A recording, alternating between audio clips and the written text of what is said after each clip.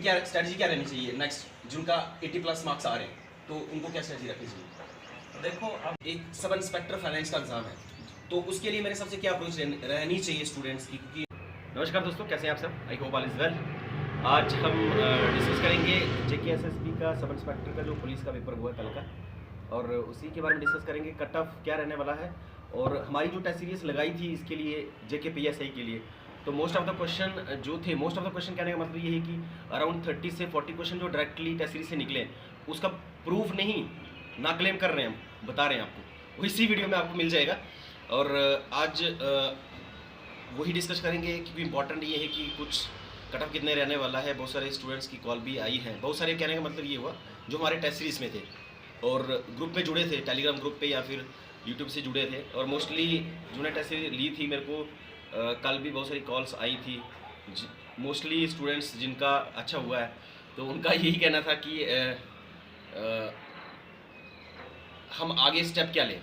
तो मोस्टली अभी मेरे हिसाब से अगला स्टेप ये होना चाहिए आपका कि जिनका 80+ मार्क्स आए हैं उनको अभी फोकस करना है रनिंग पे। मॉर्निंग में 2 घंटे रनिंग करो और शाम को 2 घंटे रनिंग करो, और बीच वाला एरिया वो फोकस एरिया रहना चाहिए आपका, जिसमें आप नेक्स्ट जो JKSSB का कोई भी एग्जाम है उसकी प्रेपरेशन करो। क्योंकि इंपॉर्टेंट ये है कि अभी भी क्लियर नहीं है, एग्जाम क्लियर किया मतलब ये नहीं होगा कि आपकी सिलेक्शन होगी, क्योंकि अभी रनिंग भी है। तो अभी अराउंड 1200 पोस्ट हैं, तो 5-7 हज़ार के बीच में ये रिक्रूटमेंट होने वाली है, मतलब जो रनिंग के लिए जाएंगे स्टूडेंट्स, तो इम्पॉर्टेंट बन जाता है इसमें। देखो, एग्ज़ाम क्लियर करना कोई बड़ी बात नहीं है, बट फोकस रहना किसी एक चीज़ पे वो इम्पॉर्टेंट है। और बहुत मुझे पता है, क्योंकि I am in the field कि UPSC में मेरी जो जर्नी स्टार्ट हुई थी 2018-19 में, तब से लेके अभी तक मुझे पता है किस प्रेपरेशन किस थ्रू के जाता है। अभी हमने JKPSI के लिए पढ़ाया इसलिए नहीं था, उसके पीछे लॉजिक मैंने बोला था पढ़ाएंगे हम, लेकिन पढ़ाया इसलिए कि सिलेबस बहुत ज़्यादा था, और हमारे पास जितने भी लोग जुड़े थे जो पढ़ाने के लिए जुड़े थे, तो उनका किसी का UPSC का मेंस था और किसी का KS का था। आल्दो पोस्टपोन हो चुका है KS का मेंस, बट उस टाइम में वो लेक्चर दे नहीं सकते थे क्योंकि उनका अपना एग्ज़ाम चल रहा था, इसलिए हमने लेक्चर डाला नहीं। अब स्टार्टिंग में कल परसों शायद से 2-3 दिन पहले मैंने एक लेक्चर डाला था, वो उसी लेक्चर से अगर आपने एनालिसिस किया होगा तो जैसे J&K रीऑर्गेनाइजेशन एक्ट, जो कि एक फेवरेट टॉपिक रहता है JKPSC का भी और JKSSB का भी, उस पर क्वेश्चन डायरेक्टली निकले हैं 5-7 क्वेश्चन निकालने का। सस्टेनेबल डेवलपमेंट पे क्वेश्चन, सोशल डेवलपमेंट गोल कौन से होते हैं, समझ गए ना। JKSSB को भी ये देखना चाहिए कि पैटर्न उनका अच्छा था, मतलब सिलेबस के अकॉर्डिंग डाले थे उन्होंने क्वेश्चन के लिए, लेकिन 1 लाइनर क्वेश्चन, और वो भी एक्सपेक्टेड एरिया था जितना, मतलब टेस्ट सीरीज के अकॉर्डिंग था। लेकिन हम और बेस्ट देंगे, क्योंकि हम अभी हटने वाले नहीं हैं। अभी ये पहली टेस्ट सीरीज हमारी JKPSC की थी, अब JKSSB की थी। ये मेरा एक्सपीरियंस, पर्सनल एक्सपीरियंस, मेरा सेकंड एक्सपीरियंस रहा है। फर्स्ट हमारा ARC की टेस्ट सीरीज थी, उसमें भी बच्चे सेलेक्ट हुए हैं। अब कुछ बोलेंगे, कुछ लोग ऐसे भी हैं यूट्यूब पे, नो योर डिस्ट्रिक्ट पढ़ाते रह गए, क्वेश्चन कुछ नहीं आता नो योर डिस्ट्रिक्ट से, क्योंकि हमें पता था कि इसका पैटर्न चेंज है, सिलेबस वो नहीं है जो JKSSB का अदर एग्जाम के लिए रहता है। कुछ लोग पढ़ते रहे वही नो योर डिस्ट्रिक्ट, तो आपको पता है खुद कौन पढ़ाता है know your district Jammu Kashmir में। और सिर्फ एक ही बात कहना चाहूँ, चैनल जितने भी जम्मू कश्मीर में, मेरे को कोई फ़र्क नहीं पड़ता है। मेरा आज भी मेरे को सिर्फ फ़र्क पड़ता है कि स्टूडेंट जो है जितने भी हमारे साथ जुड़े हैं, एटलीस्ट उनके साथ रियलिटी सामने लाई जाए कि एक्चुअल में एग्जाम क्या है, इसकी प्रिपरेशन कैसे करनी है। That is very very important, I think so, क्योंकि सिलेक्शन तो ले ही जाएगा कोई ना कोई। अब इसमें भी सिलेक्शन बहुत सारे लोगों की होगी। जो बच्चे मेरे को कल से कॉल कर रहे हैं 108 से ऊपर ले रहे हैं, 100+ ले रहे हैं, 90+ ले रहे हैं, 80+ ले रहे हैं, तो उनकी तो चांसेस हैं कि वो सिलेक्शन में आएंगे, लिस्ट में आएंगे। सर, आप मेरे को ये बताएं कि नेक्स्ट स्ट्रेटजी क्या रहनी चाहिए इसके लिए, क्योंकि अभी मोस्ट ऑफ द एस्पिरेंट की जो पेपर तो हो चुका है, और अभी क्या स्ट्रेटजी क्या रहनी चाहिए नेक्स्ट जिनका 80+ मार्क्स आ रहे हैं, तो उनको क्या स्ट्रेटजी रखनी चाहिए? देखो, अभी जैसे हमारा JKSSB सब इंस्पेक्टर का एग्ज़ाम हुआ है, तो इसमें मैं तो यही कहना चाहूँगा कि जो बच्चे अपने को मान रहे हैं, मतलब 80+ के मार्क्स ला रहे हैं जो लोग, इसमें उनको मॉर्निंग और इवनिंग में थोड़ा रनिंग करना है, फिजिकली फिट रहना है और मेंटली भी प्रिपेयर रहना है। तो नेक्स्ट आने के लिए जो एग्जाम है उनके लिए प्रिपेयर, एक बहुत बड़ी बात बोली उन्होंने, मेंटली प्रिपेयर रहना है जी। मेंटली प्रिपेयर करने का आपका कहना मतलब ये है कि एक तो क्लियर नहीं है आपका एग्जाम, तो अभी कर दिया आपने, लेकिन नेक्स्ट आपका जो फिजिकल ट्रेनिंग जो है, फिजिकल फिटनेस इंपॉर्टेंट है। मेंटली कहने का इनका मतलब क्या है इनका कहने का मतलब यही है कि एटलीस्ट आप जो एग्जाम नेक्स्ट वाला है उस पर फोकस रखना है आपने, यही कहने का मतलब है। क्यों? क्योंकि फिजिकली आप मॉर्निंग भी दौड़ोगे, शाम को भी दौड़ोगे, लेकिन उसके बाद क्या क्लियर होगा कंसेप्ट यहाँ पे, तो बहुत स्ट्रगल करना पड़ेगा मेरे हिसाब से। क्योंकि रनिंग में स्ट्रगल करोगे आप, और उसके बाद नेक्स्ट स्टेप जो रहेगा वो मेंटली प्रिपेयर करने का, कहने का मतलब इनका मेरे हिसाब से वही है कि क्या करना है कि आपने नेक्स्ट टारगेट जो जेकेएसएसबी का वो भी साथ में लेके चलना है। दिन को वही पढ़ो और सुबह और शाम को प्रैक्टिस करो वही। बस एक कंटिन्यूटी रखनी है, क्योंकि नेक्स्ट टाइम में जितने भी एग्ज़ाम आने वाले हैं उनके लिए भी प्रिपेयर रहना। और जो अभी फ़िलहाल जो आपने अभी एग्ज़ाम दिया है, इसके लिए यही है कि 3 से 4 किलोमीटर आप मिनिमम, जो नहीं भी दौड़ सकता, 3 से 4 किलोमीटर मॉर्निंग में करो, 3 से 4 किलोमीटर इवनिंग में कर लो, ताकि आने वाले टाइम में जो फिजिकल जितने भी ट्रायल होंगे वो आप आराम से अपने क्लियर कर दो। और बाकी क्या बोलना चाहेंगे आप? बाकी रही बात जो आपने टेस्ट सीरीज दिया था, उसमें तो हमने कमाल ही कर दिया है। जो शॉर्टकट बात है उसमें कमाल कर दिया है। कुछ लोग तो डिस्ट्रिक्ट में पढ़ा रहे थे, आप देख रहे हो, वो जो नॉन जो है डिस्ट्रिक्ट दिस दैट वो कुछ नहीं है, लेकिन ये चीजें जो बेस्ट कंटेंट दिया हुआ है आप उसको फॉलो करो। एक मेरे हिसाब से अभी ना बेस्ट अप्रोच जी जी पास भी सॉरी डिस्टर्ब करने के लिए, अभी मेरे हिसाब से जो नेक्स्ट एग्जाम आ रहे हैं आपके पास, तो जो टेस्ट सीरीज जो ऑलरेडी हमने बनाई है, most of the area cover आपका जीएस वाला वहीं से हो जाएगा।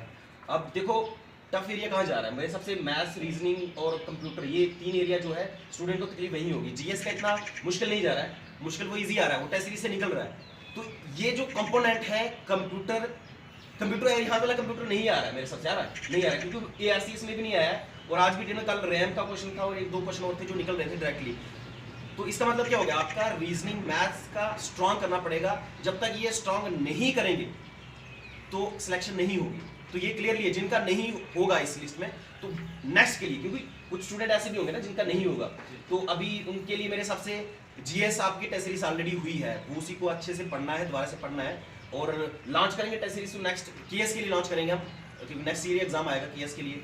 उसके अलावा तो टोटली टीम बिजी है, जितनी भी हमारी टीम है, 7-8 लोग जुड़े हैं जो, तो मैंने ऑलरेडी बता दिया, क्योंकि कुछ लोग केएस और आईएएस का मेंस लिख रहे थे तो उसी में बिजी थे। केएस का तो पोस्टपोन हो गया, but all the best to all of you जिनका 80+ मार्क्स हैं, और जिनके नहीं भी है उनका क्या है कि उनको वेट करना है। जब जेकेएसएसबी का फाइनल रिजल्ट आएगा तो उसका वेट करना है, बट टारगेट आपने नेक्स्ट लेके चलना है, प्रिपरेशन करनी है। टेस्ट सीरीज जो ऑलरेडी हुई है उसी को प्रैक्टिस करना है जीएस के लिए। रीजनिंग, मैथ्स, कंप्यूटर, इस पे प्रैक्टिस बहुत ज़्यादा चाहिए, बहुत ज़्यादा चाहिए। मतलब इसको लाइटली नहीं लेना है आपने, क्योंकि देखो सिलेक्शन मेरे हिसाब से सिलेक्शन में 1-2 साल तो लगते ही है। ऐसा तो है नहीं कि आपने 10 दिन पढ़ा, 20 दिन पढ़ा सिलेक्शन होगी, ऐसा होने वाला पॉसिबल नहीं है। तो कम से कम 6 महीने एक एग्जाम को देना बनता, जो खासकर जेकेएसएसबी का एग्जाम है। जिनका आईएएस का और केएस का था वो इसमें मेरे साथ उनके लिए एज था इस बार, जो मतलब आईएएस और केएस की तैयारी कर रहे थे, तो उन्होंने सीसेट ऑलरेडी पढ़ा होता है। सीसेट का जो इंग्लिश है, और इंग्लिश तो सीसेट का पोर्शन नहीं है, जो ग्रामर पूछते हैं वो केएस में और या फिर यूपीएससी में पूछते हैं, कंप्रीहेंशन के हिसाब से पूछते हैं। बट ये जो ग्रामर वाला पोर्शन है, तो आपने वीक एरिया जो है ग्रामर को फोकस करना है। और कौन सा वाला एरिया है, कम्युनिकेशन स्किल्स जैसे था। अगर सिलेबस को समझना है, मेन इंपॉर्टेंट है सिलेबस को समझना। अच्छा, लास्ट अब क्या बात करनी है? एग्ज़ाम की जो अप्रोच है, मैं ये बता देता हूँ कि जब भी आपने किसी भी यूट्यूबर, जो भी जिसने भी यूट्यूब पे अच्छा कंटेंट पढ़ाया हुआ है, पहला आपको देखना है कि एग्ज़ाम की अप्रोच क्या है। हमारे बहुत सारे स्टूडेंट्स की क्वेरी आ रही है कि सर हमने उससे पढ़ा है लेकिन वहाँ से हमें कुछ मिला नहीं है, क्योंकि आपने अप्रोच सही नहीं ली है। फर्स्टली आपको एनालिसिस ज़रूरी करना है कि ये बंदा पढ़ा रहा है, इसका कंटेंट का लेवल क्या है, लेवल देख के चलो। एग्ज़ाम का पूरा शेड्यूल चेंज हो गया है। पहले जो 4th क्लास के एग्ज़ाम थे, हमने वो भी यूपीएससी एग्ज़ाम 4th क्लास में पूछ रहा है, तो डिफ्रेंशिएट हो गया ये चीज़ें। नेक्स्ट सर, मेरे हिसाब से अभी एक सब इंस्पेक्टर फाइनेंस का एग्जाम है, तो उसके लिए मेरे हिसाब से क्या अप्रोच रहनी चाहिए स्टूडेंट्स की, क्योंकि नेक्स्ट वो भी है, एक मुद्दा है जो स्टूडेंट्स को ऑलरेडी की क्या रहनी चाहिए। मेरे हिसाब से सिलेबस को समझना इंपॉर्टेंट है, जैसा आपने बोला। हाँ, सिलेबस को समझना इंपॉर्टेंट है। सिलेबस की एक लाइन को जो दिया है उसको पढ़ना इंपॉर्टेंट है। एटलीस्ट आपने देखो सिलेबस को समझ लिया ना, सबसे बड़ी बात है सिलेबस को समझना और कौन कौन सी बुक्स लेनी है। ऐसे यूट्यूब पे मेरे हिसाब से वीडियो तो एक ओशियन है, बहुत सारी वीडियो मिल जाएंगी आपको, लेकिन आपके सिलेबस के अकॉर्डिंग क्या है इंपॉर्टेंट तो बात बन जाती है। वही हम टेस्ट सीरीज अगर डिमांड आएगी तो जेके पीएसआई सब इंस्पेक्टर के लिए जो JKPSI का नहीं, ये JKSSB का जो फाइनेंस सब इंस्पेक्टर का, उसके लिए टेस्ट सीरीज हम 5 फुल लेंथ लाते हैं, जिसमें अगर डिमांड आएगी, अदरवाइज क्योंकि हम फ्री नहीं होते हैं मोस्टली, सब लोग बिजी होते हैं अपने अपने, तो अगर हुआ तो हम लाएंगे टेस्ट सीरीज अगर डिमांड बढ़ेगी। और all the best to all of you. और अब इसके बाद जो वीडियो आएगी, मतलब इसके नेक्स्ट जो है वो हम डिस्कस करेंगे टेस्ट सीरीज में से कितना आया था। क्लेम नहीं कर रहे हैं, बता रहे हैं, ठीक है। कुछ लोग बोलेंगे क्लेम कर रहे हैं, क्लेम करने की बात ही क्या है, जब टेस्ट सीरीज से आ रहा है तो क्लेम क्या करना है, डायरेक्टली तो वही। देखो ये सब टीम का एफर्ट होता है, हमारी एक कोशिश थी कि आपको एक अपना बेस्ट दे, हमने कोशिश की, और पर्सपेक्टिव आपका है, समझना आपने है, थिंकिंग आपकी है, और जब तक माइंड मेंटल एबिलिटी को स्ट्रांग नहीं करोगे तब तक मेरे हिसाब से कुछ बनने वाला नहीं है। देख बहुत सारे लोगों का होगा और बहुत सारे ऐसे भी जिनका नहीं होगा।